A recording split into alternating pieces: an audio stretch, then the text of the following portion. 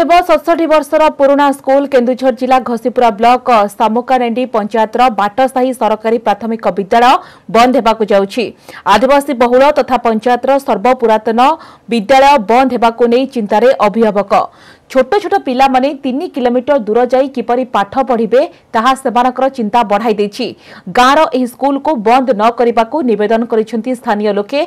दीर्घ वर्षर एही विद्यालय बंद हो जिबा जानिबा परे एबे चिंतारे पड़ि जाइछंती अभिभावक। तेबे घर पाख गाँ स्कूल ले पिला माने पाठ पढुथिले हेले एबे छोट छोट पिला दूर बाट जाई किपरि पाठ पढ़िबे ताहा सेमानकर चिंतार कारण होछि। स्कूल बंद निष्पत्तिर सरकार पुनर्विचार करिबाकू सेमाने दाबी करिसेंती।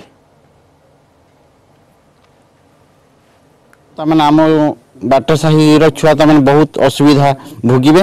तेणु करी मु कहूची तमने स्कूल जदि चालू रहिबो ताहले बहुत गवर्नमेंट पाखरु आम चिरऋणी होई रहिबु। आम काम को जिमु छोटा छुआ हैरान हिबे स्कूल रे छोटा छुआ आसी पारबे नै बहुत दूर को गले हेटा स्कूल ता बंद हबो ताने हमर छुआ पिला कोठी स्कूल रे पढिबे एइना तो हेटा मु छुआ पिला नै पारिबे नै स्कूल को मु ना हमर बळ नाही।